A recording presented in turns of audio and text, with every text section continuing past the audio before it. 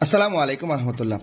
বন্ধুরা, বর্তমানে Poco, Redmi, Realme এই সকল মোবাইলের একটি কমন সমস্যা, সেটা হচ্ছে যে মোবাইলটা আপডেট দেওয়ার পর ক্যামেরা কাজ করে না, অনেক মোবাইলের সিম পায় না, আবার অনেক মোবাইলে দেখা যায় যে সাউন্ড বাজে না। তেমনই একটি মোবাইল বর্তমানে আমার হাতে আছে, এটা পোকো X3। এই মোবাইলটার সমস্যা হচ্ছে মোবাইলটা লাস্ট আপডেট দিয়েছে, আমি আপনাদেরকে দেখাচ্ছি অ্যান্ড্রয়েড ভার্সন। এখানে লাস্ট আপডেট দিয়েছে অক্টোবর 5, 2022, অর্থাৎ অক্টোবর মাসে এটা আপডেট দিয়েছিল। আপডেট দেওয়ার পর থেকে এই মোবাইলটার ক্যামেরাও আসছে না এবং এটাতে সাউন্ডও পাচ্ছে না। তো এরকম ধরনের সমস্যা আমাদের কাছে প্রায়শই আসছে। তো এরকম ধরনের সমস্যা যদি আমাদের কাছে বা কোনো টেকনিশিয়ানের কাছে আসে, তাহলে কিভাবে এই মোবাইলগুলোর কাজ করবেন আজকের এই ভিডিওতে দেখানোর চেষ্টা করব। ইনশাআল্লাহ সম্পূর্ণ ভিডিওটা দেখলে অবশ্যই কিছু না কিছু উপকৃত আপনারা হবেন। দেখতে পাচ্ছেন এখানে আমি সাউন্ড বাজাচ্ছি, এখানে রিং এর ভলিউম বাড়িয়ে দিচ্ছি, কিন্তু কাজ করছে না। বন্ধুরা, কাজ করার সময় আমার পাশে আছে আমার ছাত্ররা, এটা একদম প্র্যাকটিক্যাল ভাবে আমার ছাত্রদেরকে দেখানো হচ্ছে। আর অনেকে আমার কাছে মোবাইল সার্ভিসিং এর কাজ শেখার বিষয়ে জানতে চান। যারা মোবাইল সার্ভিসিং এর কাজ শিখতে ইচ্ছুক, আমি বলবো স্ক্রিনে দেওয়া ফোন নাম্বারে হোয়াটসঅ্যাপ অথবা ইমোতে মেসেজ করতে পারেন। বন্ধুরা, দেরি করব না, চলুন। এটা দেখতেই পাচ্ছেন সাউন্ড বাজতেছে না, তো আমরা আর দেরি না করে আমরা এখন সরাসরি চলে যাব, মোবাইলটা খুলে ফেলব। গ্যালারি অপশনে কিছু আছে কি? অডিও, ভিডিও, মোবাইলটা ফরম্যাট দেওয়া হয়েছে, যার কারণে কিছুই নাই।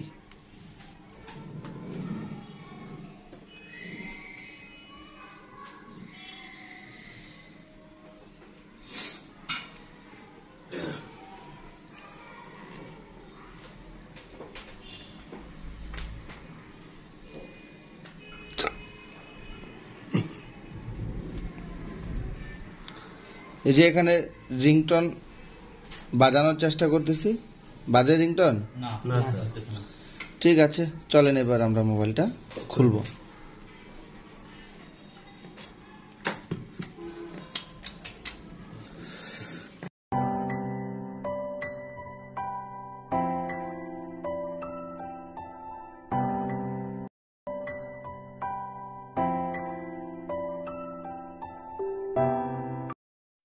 আমরা মোবাইলের ব্যাকশেলটাকে খুলে ফেললাম। এখানে লক্ষ্য করে দেখুন, মোবাইলের স্ক্রুর উপরে যে স্টিকার থাকে, ওই স্টিকার কিন্তু অক্ষত অবস্থায় আছে। তার মানে এই মোবাইলটা এর আগে খোলা হয়নি, আজকেই প্রথম খোলা হচ্ছে।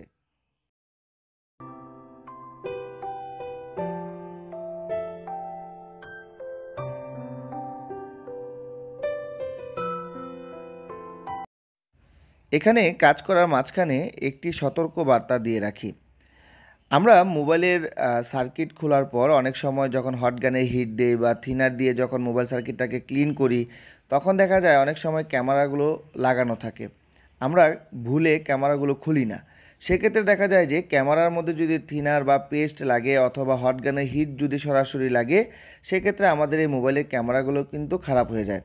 যার কারণে আমরা কোনো মোবাইলে যখন হট গান ব্যবহার করব বা থিনার ব্যবহার করব, সেক্ষেত্রে আমরা মোবাইল থেকে ক্যামেরাগুলো খুলে একটু দূরত্ব স্থানে রেখে দেব, যাতে হট গানের হিট বা থিনার যাতে ওই ক্যামেরার মধ্যে লেগে না যায়। কারণ অনেক সময় দেখা যায় আমরা অনেক টেকনিশিয়ান ভাইরা ভালো কাজ করি, একটি ডেড মোবাইল নিয়ে আসলে অনায়াসে কাজ করতে পারি, কিন্তু ছোটো একটি ভুলের কারণে দেখা যায় যে কাস্টমারের এত প্রিয় একটি মোবাইলের ক্যামেরাগুলো খারাপ হয়ে যায়। মোবাইল যখন চালু ছিল তখন ক্যামেরা ক্লিয়ার ছিল, যখন আপনি কাজ করে দিলেন, কাজ করে দেওয়ার পর থেকে ক্যামেরাগুলো ঘোলা হয়ে গেছে। এরকমটা যাতে না হয়, সেক্ষেত্রে আমরা সতর্কতার সাথে কাজ করতে হবে।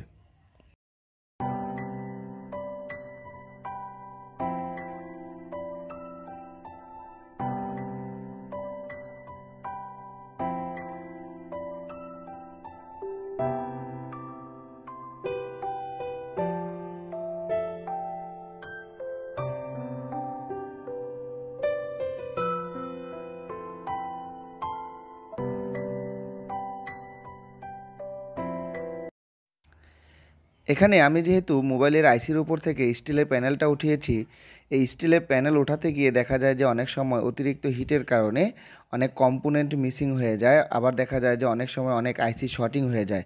সেক্ষেত্রে স্টিলের প্যানেল ওঠানোর পর মোবাইল আর চালু হয় না। তার জন্য আমরা যেহেতু স্টিলের প্যানেল উঠালাম, তো আমরা একটু চেক করে নিব যে আমাদের এই মোবাইলের স্টিলের প্যানেল ওঠানোর কারণে মোবাইলটা ডেড কন্ডিশনে চলে গেছে কিনা অথবা চালু হয় কিনা। দেখতেই পাচ্ছেন যেহেতু স্টিলের প্যানেল উঠালাম, তারপরেও কিন্তু আমাদের মোবাইলটা চালু হচ্ছে। যেহেতু মোবাইলটা চালু হচ্ছে, তার মানে আমাদের এই মোবাইলের স্টিলের প্যানেলটা ওঠানো ঠিকঠাকভাবে হয়েছে। এখন আমরা মাইক্রোস্কোপের মাধ্যমে সরাসরি দেখানোর চেষ্টা করব কিভাবে একটি মোবাইলের এরকম ধরনের সমস্যা যদি আসে তাহলে কিভাবে ওই মোবাইলগুলোর সিপিইউ উঠিয়ে সুন্দরভাবে আবার রিভলভ করে মোবাইলটাকে চালু করতে পারেন।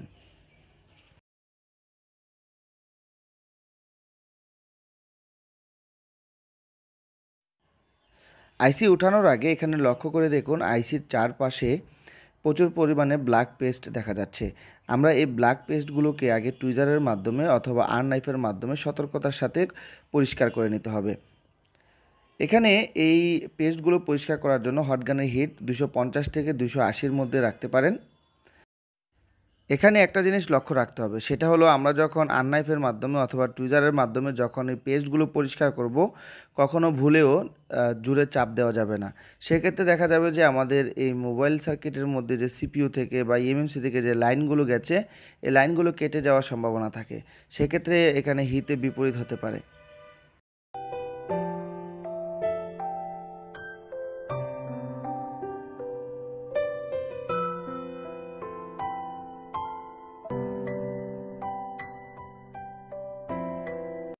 আইসিটা ওঠানোর আগে অবশ্যই লক্ষ্য করে দেখবেন আমি কিন্তু এই আইসির চারপাশটা হিটসিঙ্ক পেপারের মাধ্যমে একদম ভালোভাবে ঢেকে নিয়েছি, যাতে এই আইসিটা ওঠানোর সময় এই আইসির আশেপাশে যে কম্পোনেন্টগুলো আছে এই কম্পোনেন্টগুলো যাতে ক্ষতিগ্রস্ত না হয় তার জন্য এই হিটসিঙ্ক পেপার ব্যবহার করে নিয়েছি।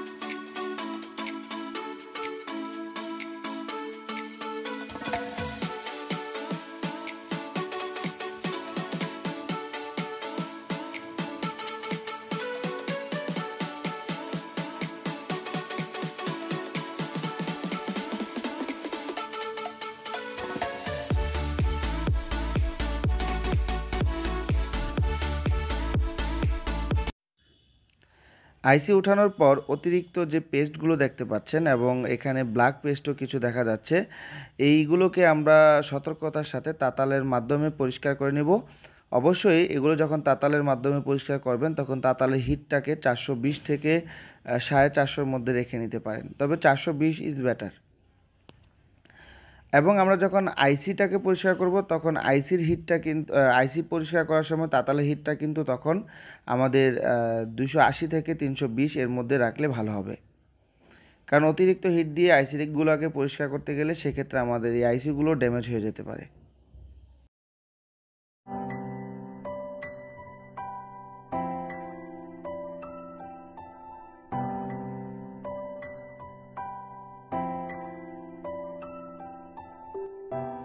এখানে আমরা আইসির নিচের অংশের যে বলগুলো আছে এগুলো ভালোভাবে পরিষ্কার করে নিয়েছি। তারপরেও অবশিষ্ট কিছু পেস্ট দেখতে পেলে তা আমরা আর্ন নাইফের মাধ্যমে হটগানের হিট দিয়ে আলতো আলতোভাবে পরিষ্কার করে নিব।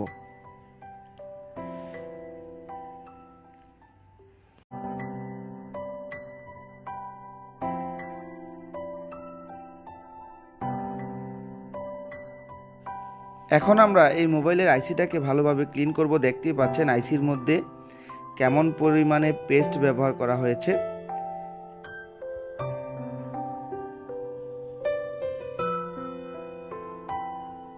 আমি আবারও বলি, এই আইসি থেকে পেস্টগুলো পরিষ্কার করার সময় অবশ্যই আমরা সাবধানতা অবলম্বন করতে হবে। যদি এখানে সাবধানতা অবলম্বন না করি সেক্ষেত্রে দেখা গেল যে তাতালের অতিরিক্ত হিটের কারণে বা হট গানের অতিরিক্ত হিটের কারণে বা আর্নাইফ দিয়ে যখন আমরা এটাকে পরিষ্কার করব, কোনো কারণে যদি আর্নাইফ দিয়ে পরিষ্কার করার প্রয়োজন হয় সেক্ষেত্রে আর্নাইফের অতিরিক্ত খোঁচার কারণে আমাদের এই বলগুলো, এই আইসি থেকে বলগুলো ছিঁড়ে যাওয়ার সম্ভাবনা থাকে। আবার দেখা যায় অনেক সময় এই আইসিগুলো ফুলে যাওয়ার সম্ভাবনা থাকে।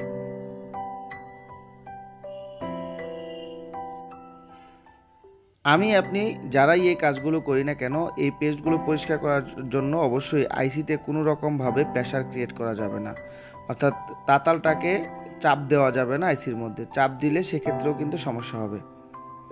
আলতোভাবে আইসিটাকে আমরা পরিষ্কার করে নিতে হবে। আমরা আইসিটাকে ক্লিন করে নিলাম।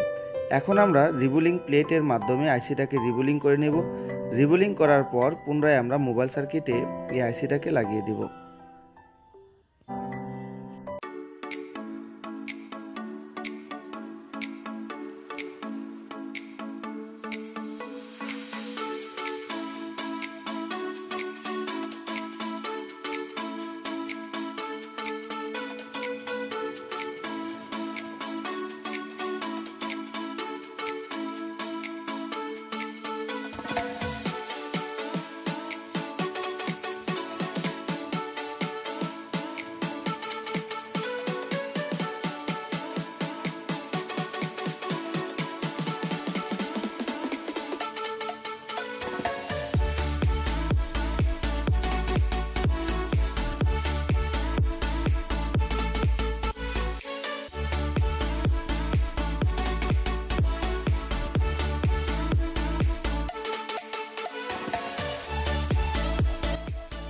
আইসি লাগানোর সময় যদি আপনার হটগান কুইক ব্র্যান্ডের হয়ে থাকে সেক্ষেত্রে আপনি 330 থেকে 350 পর্যন্ত হটগানের হিট রাখতে পারেন।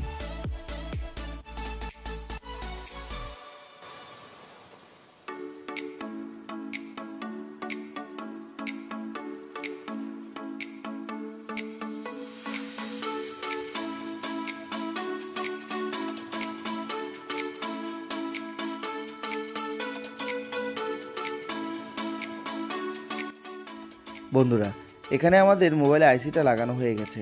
আইসিটা যেহেতু লাগানো হয়ে গেছে, এখন আমরা এটাকে ভালোভাবে ক্লিন করে নেব। ক্লিন করার পর তারপর দেখব মোবাইলটা চালু হয় কিনা। চালু হওয়ার পর আমাদের মোবাইলে যে সমস্যাটা ছিল ওই সমস্যাগুলো সমাধান হয় কিনা সেটাও আমাদের লক্ষণীয় বিষয়।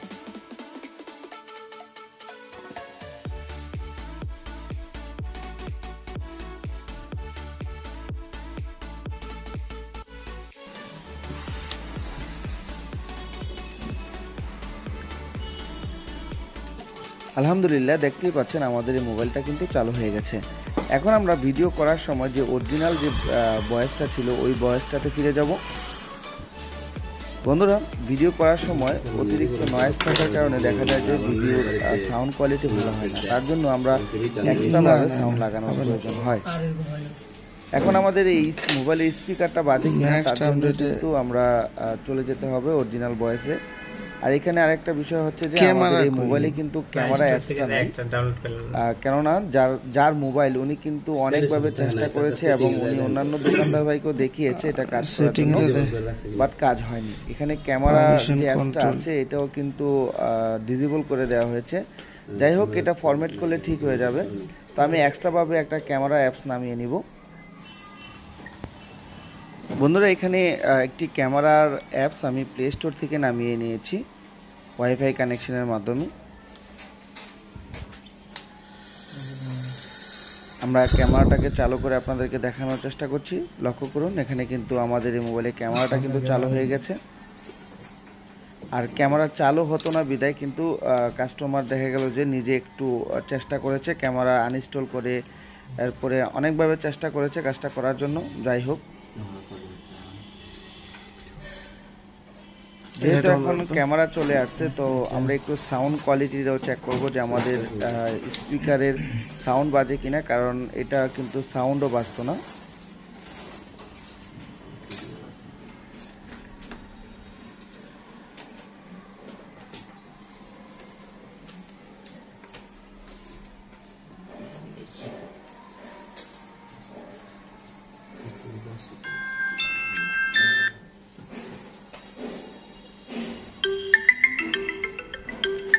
দেখতে পাচ্ছেন আমাদের এই মোবাইলে যে সাউন্ড সমস্যাটা ছিল, ওই সাউন্ড সমস্যাটা কিন্তু সমাধান হয়ে গেছে। আলহামদুলিল্লাহ, এই কাজটা আমরা অনেক সহজেই করতে পেরেছি। বন্ধুরা, এরকম ধরনের সমস্যা প্রতিনিয়তই আমাদের কাছে আসে। আর আপনারা যদি এরকম স্টেপ বাই স্টেপ কাজ করতে পারেন, তাহলে কিন্তু সহজেই এই কাজগুলো আপনারা করতে পারবেন। আমি প্রতিনিয়ত চেষ্টা করি এরকম ধরনের কাজ আপনাদের সামনে উপস্থাপন করার জন্য। আর এই কাজগুলো যদি আপনাদের ভালো লেগে থাকে, অবশ্যই আমাদের এই ইউটিউব চ্যানেলটা সাবস্ক্রাইব করে দিবেন এবং পাশে থাকা বেল আইকনে ক্লিক করে দিবেন, যাতে আমাদের দেয়া নতুন নতুন ভিডিওগুলোর নোটিফিকেশন পৌঁছে যায় সবার আগে আপনাদের কাছে। আর যারা আমার ফেসবুক পেজ থেকে ভিডিও দেখছেন, তারা আমার এই ফেসবুক পেজটাকে ফলো করে দিবেন, যাতে ফেসবুক পেজেও ভিডিও দিলে আপনারা যাতে এই ভিডিওগুলো পেয়ে যান। বন্ধুরা, অনেকেই আমাকে ইউটিউবে এবং ফেসবুক পেজের বিভিন্ন ভিডিওর নিচে কমেন্ট করে থাকেন যে ভাই, আমি মোবাইল রিপেয়ারের কাজ শিখতে চাই। যারা কাজ শিখতে ইচ্ছুক সে ভাইদেরকে বলবো, আমাদের এই ভিডিওর স্ক্রিনে দেওয়া ফোন নাম্বারে চাইলে আপনি আমাকে হোয়াটসঅ্যাপে নক করতে পারেন, অথবা চাইলে সরাসরি ফোন করতে পারেন। আমরা কিভাবে কাজ শেখাই সে সকল বিস্তারিত বিষয় আপনাদেরকে আমরা ফোনের মাধ্যমে জানিয়ে দিব। আসসালামু আলাইকুম। বর্তমানে দিন যত যাচ্ছে নতুন টেকনিশিয়ান তত বাড়ছে। অনেক নতুন টেকনিশিয়ান ভাই আছে যারা মোবাইল সার্ভিসিং এর কাজ করেন, কিন্তু মোবাইল খোলার পর মোবাইলের কোন আইসি, কোনটা সিপিইউ, কোনটা পাওয়ার আইসি, কোনটা ইএমএমসি, কোনটা 2G নেটওয়ার্কে কাজ করে, কোনটা 3G নেটওয়ার্কে কাজ করে, এই বিষয়গুলো বুঝেন না। দেখা যায় যে আইসি চিনেন না। অনেক সময় অডিও আইসির কাজ করতে গিয়ে দেখা যায় যে লাইটিং আইসি উঠিয়ে ফেলেন, লাইটিং আইসি